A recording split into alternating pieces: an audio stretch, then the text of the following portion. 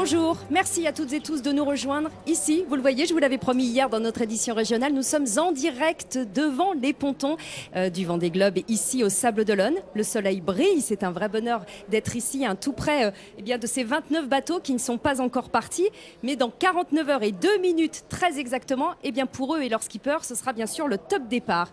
Alors nous allons consacrer aujourd'hui un journal spécial à cette 8e édition du Vendée Globe. Et qui mieux que le vainqueur de la précédente pour en parler à nos côtés. Bonjour François Gabard. Bonjour. Merci beaucoup d'être avec nous. Pendant 2 jours, vous allez être notre consultant pour commenter la descente du chenal et le départ. Ça, ce sera dimanche matin.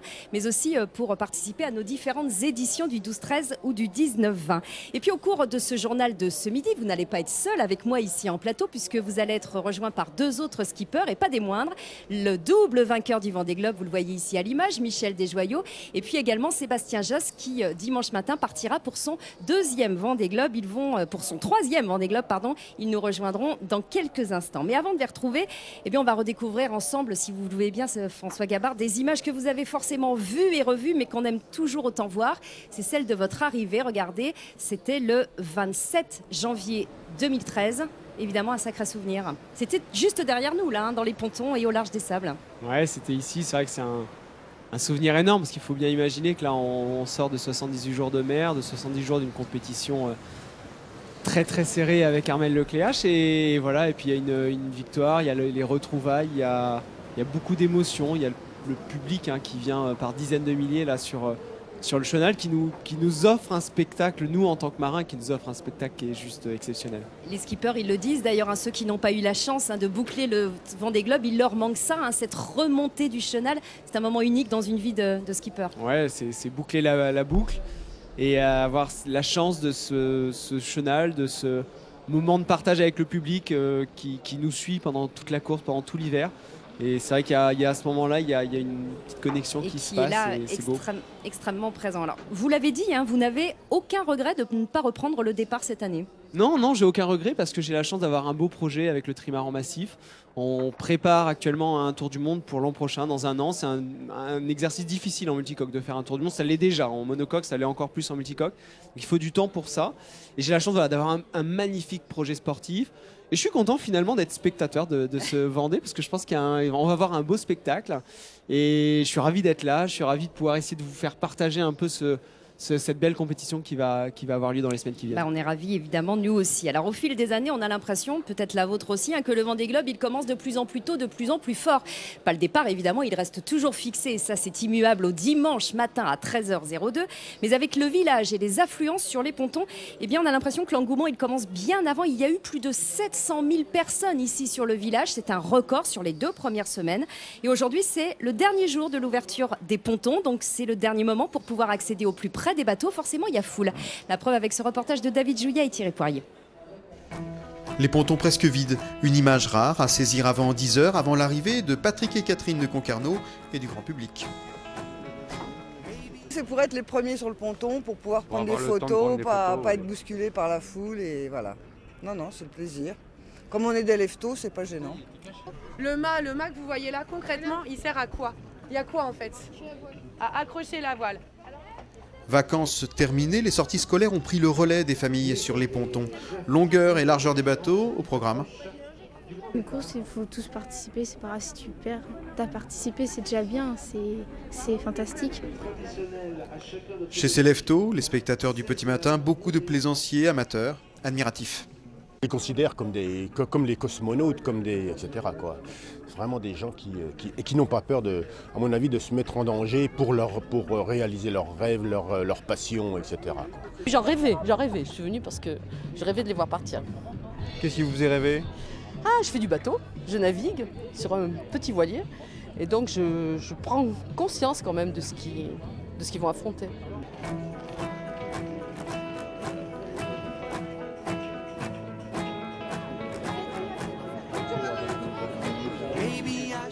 Alors la question que tout le monde se pose maintenant, c'est quelle sera la météo pour le jour du départ dimanche matin? On va retrouver Anthony Brulez sur les pontons. Est-ce que vous avez des infos sur ce sujet météo très attendu, Anthony? Alors l'expert météo aujourd'hui, effectivement, c'est moi, c'est tombé sur moi. Alors la météo, vous savez Virginie, il faut toujours rester prudent, on ne sait jamais vraiment ce qui va se passer, mais je me suis baladé avec il y a près des 29 bateaux ce matin, j'ai pu échanger avec quelques équipiers, des skippers présents sur votre plateau notamment, et ils ont regardé tous les fichiers très tôt ce matin. Les nouvelles sont réjouissantes, fenêtre météo excellente pour le départ visiblement dimanche. À 13h02, effectivement. À vent de nord, donc logiquement un temps sec et dégagé, ce sera bien pour les spectateurs. 10 à 15 nœuds de vent prévus donc sur les coups de 13h, ce qui devrait nous valoir un très très beau franchissement de ligne. Après, les conditions vont s'accentuer. 15 à 20 nœuds sur la descente du golfe de Gascogne, ça devrait être ultra rapide, ce qui devrait aussi nous valoir de voir les bateaux à foil très certainement devant. Mais ça, vos invités vous en parleront mieux, quoi. Et effectivement, l'un d'entre eux qui nous a rejoint, c'est Sébastien Josse. Bonjour. Vous êtes l'un des 7 skippers de cette 8e édition du Vendée Globe à être équipé de foils, ces ailerons, ces moustaches, comme disent certains, qui sont implantés sur le côté des monocoques pour permettre en fait d'augmenter leur vitesse et presque de voler sur l'eau. Je ne sais pas si c'est une définition qui vous convient, mais qui essaie d'expliquer un petit peu comment ça fonctionne. Est-ce que pour vous, c'est une bonne nouvelle, ces conditions de départ qui s'annoncent ? Je pense que c'est une bonne nouvelle pour tout le monde, parce que sortir du golfe de Gascogne face à une dépression, ça réjouit personne. Après là, c'est sûr que c'est le scénario idéal pour la flotte, pour le spectacle et puis pour les bateaux équipés de foil, c'est plutôt réjouissant. Alors, je le disais, il y a 6 autres skippers comme vous qui sont équipés de foil cette année pour cette édition. C'est une évolution majeure, tout le monde le dit, mais elle laisse malgré tout sceptique dans le monde de la voile. Pourquoi ? Ça laisse sceptique parce que c'est tout nouveau, c'est tout jeune. Il faut laisser le temps pour faire les choses. Là, ces bateaux-là, ils naviguent que depuis 1 an. Donc c'est à la fois réjouissant et à la fois il y a besoin de finir des courses, de prouver que cette technologie-là a de l'avenir. Mais aujourd'hui, les bateaux, ils ne seraient pas comme ça s'il n'y avait pas eu Yves Parlier qui a essayé un Maël où les gens étaient aussi sceptiques. Et aujourd'hui, c'est un standard et pareil pour l'équipe pivotante. Voilà, il faut laisser un peu de temps. Mais est-ce que vous ne partez pas justement trop tôt avec les foils ? Vous n'avez pas raison, trop tôt. C'est jamais trop tôt. On a quand même fait 4 transatlantiques avec, on a fait nos qualifications. En section de transatlantique, c'est plutôt positif. Maintenant, il faut continuer à avancer. Et de toute façon, c'était votre souhait d'en être équipé. Donc voilà, de toute façon, un bateau neuf avec quelque part pas le choix de faire un bateau sans foil. Pour être avec des foils. On en parlera avec vous, François Gabard, pour avoir votre avis. Mais d'abord, je vous propose de regarder ce reportage. Il a été tourné avec vous, Sébastien Josse, en mer. Et il montre quelles sont les conditions de navigation, mais aussi de vie pendant 70 jours à bord de quelques mètres carrés. Regardez, c'est impressionnant. Il laisse derrière lui l'écume des vagues et celle de ses jours de terrien pour 11 semaines en solitaire autour du monde.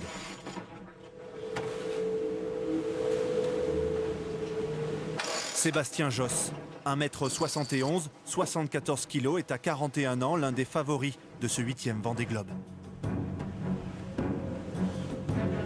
Voici son bateau, mis à l'eau il y a 1 an maintenant.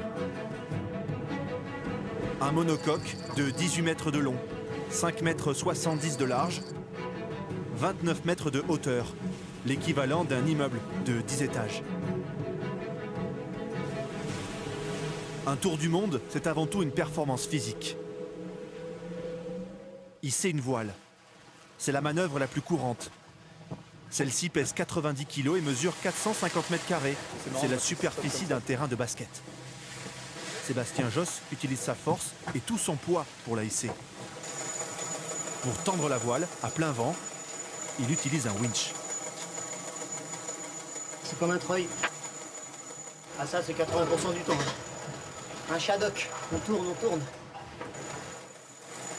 Sébastien Josse a préparé son tour du monde avec de longues heures de natation et de musculation. L'idée est de reproduire toutes ces manœuvres de jour comme de nuit, dans n'importe quelle condition. C'est pas juste lever 90 kg. En salle, entre guillemets, c'est facile. Là, c'est en milieu instable. Donc le bateau, il bouge à droite à gauche. On jette un seau d'eau sur la tronche pendant ce temps-là. On est dans des cirés, donc on transpire énormément.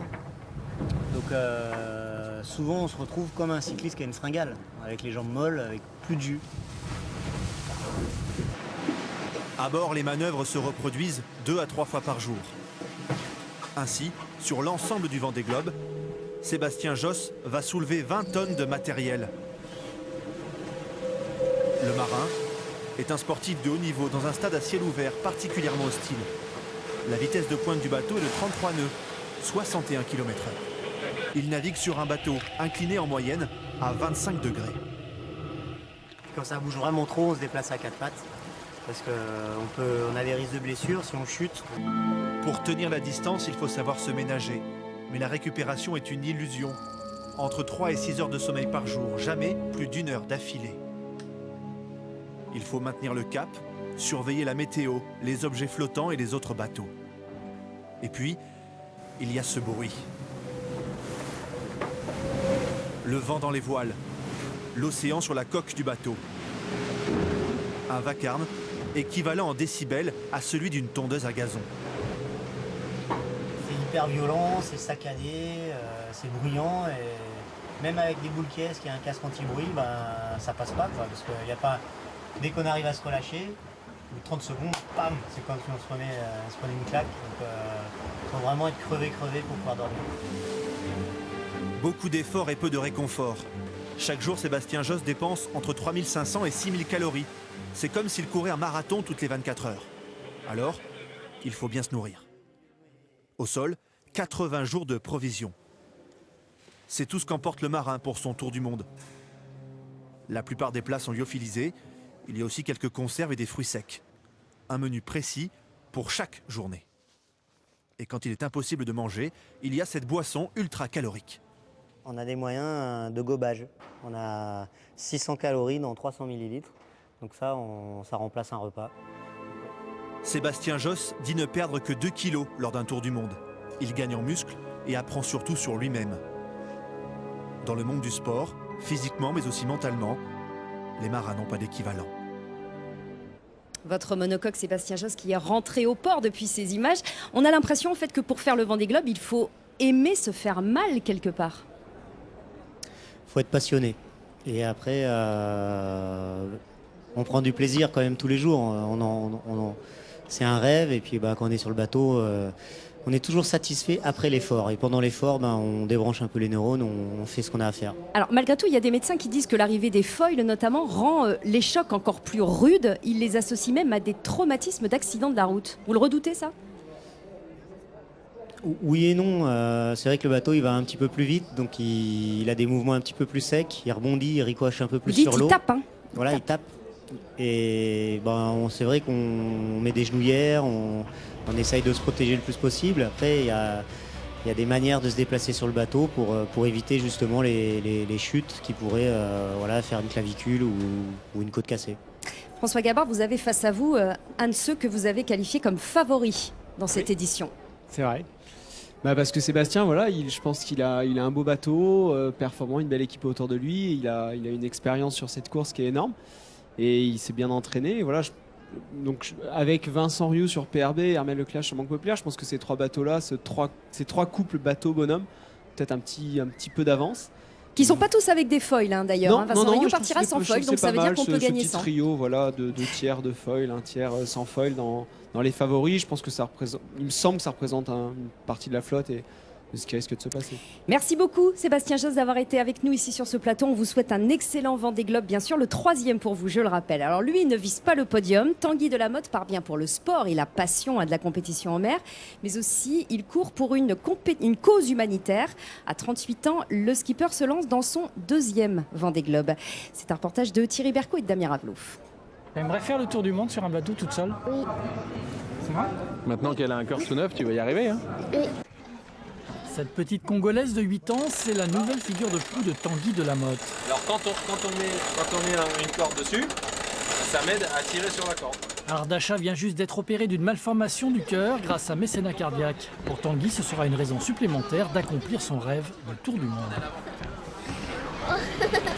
Elle a compris en fait pourquoi ça pouvait aider à sauver d'autres petits-enfants. Elle m'a dit qu'il y avait des petits-enfants qu'elle avait vus à l'hôpital dans son pays, au Congo, avant de venir, qui pourraient venir grâce à ça et grâce aux vidéos que je fais et au suivi qu'il y a des gens dans la course, quoi. Donc oui, elle a bien compris et moi ça me donne de la motivation, c'est sûr. Sauver des vies, c'est le combat de Tanguy Delamotte depuis 2004. À chaque course, il a réussi à récolter de quoi opérer une vingtaine d'enfants. Cette fois, il a placé la barre encore plus haut. Il fait participer les visiteurs grâce à l'opération Tirelire. Sur le village, nombreux sont ceux qui donnent au moins 2 €. Ce qu'il faut savoir, c'est que tous les 12 000 €, on sauve un enfant. Et sur le village du Vendée Globe, avec un peu de chance d'ici ce soir, on sauvera un 8e et peut-être un 9e enfant. Demain, tu vas baptiser le bateau? Oui. Les sponsors aussi ont du cœur, car non seulement ils financent le bateau, mais en plus, avec l'opération Un clic sur Facebook, ils donneront aussi de l'argent à Mécénat Cardiaque. J'aurais jamais pensé, en commençant ma campagne de mini transat en 2003-2004, que j'allais être sur le Vendée Globe en 2016 et qu'on allait pouvoir sauver 30 enfants. C'est quelque chose qui s'est construit au fur et à mesure.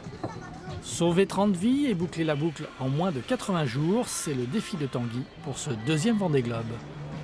Tanguy Delamotte qui avait réalisé son Vendée Globe en 98 jours lors de la dernière édition. Voici à présent autour de moi un plateau, je n'ai pas peur de le dire, exceptionnel. 2 anciens vainqueurs du Vendée Globe réunis ici. Bonjour Michel Desjoyaux. Bonjour. Nous avez rejoint ici sur ce plateau, je le rappelle, vous avez remporté le Vendée Globe en 2000, en 2008. C'est toujours particulier pour vous de venir ici, vous êtes toujours une star. Ouais, mais je viens là pour le plaisir, je viens pas là pour me montrer, mais voilà, on vit avec. Alors, on connaît le podium de François Gabard, vous nous l'avez donné tout à l'heure. Vincent Rioux, Armel Lecléache, Sébastien Josse, peut-être pas dans l'ordre, mais en tout cas, quel est le vôtre, Michel Desjoyaux? Aïe, aïe, aïe. Mais François, c'est facile, il n'est pas concurrent et il n'est pas très proche d'un bateau, quoique, on va en parler peut-être. Moi, je ne suis pas très fan de faire des pronostics. C'est vrai que Armel est sur le papier le mieux préparé et 2 fois 2e. Sébastien Josse qui était juste là avant moi est pas mal aussi. Vincent Rioux, Jérémy Bayou, Alex Thompson, faut pas l'oublier, l'anglais, qui a comme fait une très belle 3e place il y a 4 ans avec un ancien bateau. Et puis il y a Paul Meillat quand même, c'est votre poulain Paul, ici, parce que quand vous dites que vous ne participez pas par rapport à François Gabard, c'est que vous le coachez quelque part. Je peux pas être trop partial non plus, donc on essaie d'être objectif. Bon, en tout cas, vous avez un pronostic assez large. On l'a vu, les bateaux sont de plus en plus techniques, de plus en plus rapides. Est-ce que François Gabard, Michel Desjoyaux, pour vous, on a vraiment atteint là des limites extrêmes, en tout cas pour une course au large aussi longue que le Vendée Globe? Je pense pas qu'il y ait de limites. Et on veut toujours mettre des limites, mais à mon avis, il n'y en a pas et on les repousse à chaque fois. À la première édition du Vendée Globe, on parlait peut-être de la limite. Est-ce qu'on est capable de faire ça? Puis on se rend compte qu'au final, d'édition en édition, on progresse, les bateaux progressent, les marins progressent. On a gagné 31 jours entre 1989 et votre record. On va continuer à en gagner 30 jours dans les années qui viennent. Il n'y a aucune raison qu'on s'arrête. 30, 40, 50, je ne sais pas. Un jour, on fera le tour de la planète en 10 jours. Alors, je ne sais pas si c'est dans 1000 ans, dans 500 ans ou dans 50 ans. On sera peut-être plus là, mais on sera peut-être plus là. Mais il n'y a aucune raison que ça s'arrête. L'humain a toujours voulu aller plus vite. Les records dans des sports exclusivement physiques, l'athlétisme par exemple, c'est le corps humain seulement qui limite. Là, on a un aspect technologique qui est très important, qui n'est pas le seul. Et un des enjeux là, c'est est-ce que les marins vont être capables, sur aussi longtemps, de tenir des rythmes très élevés que les bateaux sont. C'est la particularité sur autant de jours. Capables de tenir. Voilà, et, François a déjà fait, il y a 4 ans, 500. Il a traversé la France en 24 heures à la voile. Là, ils vont peut-être aller encore un petit peu plus loin, un peu plus vite. Vous avez, pris le départ une fois, Michel Desjoyaux plusieurs fois, on l'a dit, gagné 2 fois. Comment on est à 2 jours du départ, là, à 48 heures? On a hâte de partir ou il y a un peu de crainte là, qui monte, la pression devient trop forte? Il y a un petit peu des deux, on est dans sa bulle forcément parce qu'on part faire quelque chose qui est difficile. Donc on est concentré comme un sportif sur les manœuvres, le départ, la météo, sa trajectoire. Et en même temps, on se nourrit un petit peu de la magie de ce qui se passe au Sable d'Olonne parce qu'il y a un public qui vient par dizaines de milliers, il y a une énergie qui déborde de tout ce public et dont il faut se nourrir, il faut nourrir cette énergie-là aussi, parce que je pense que ça marche dans les deux sens. C'est à nous, skippers, de jouer un peu le jeu. Faut essayer de trouver cet équilibre qui est pas simple à trouver. Mais, et vous, Michel Desjoyaux, vous aviez hâte de larguer les amarres? En 2008, oui, vraiment. D'ailleurs, j'ai failli cracher le bateau là sur les rochers juste devant. Ce qui est sûr, c'est que c'est génial de voir toute cette foule. Et que vous avez hâte. C'est super plaisant et ça pousse. Et puis, on est aussi là pour faire une course. Et peut-être qu'après les 3 semaines passées ici, on a vraiment envie d'y aller parce qu'on n'en peut plus. Mais ça, ce sera dimanche matin. Merci en tout cas. Et on vous retrouve ce soir, François Gabard. Merci Michel Desjoyaux.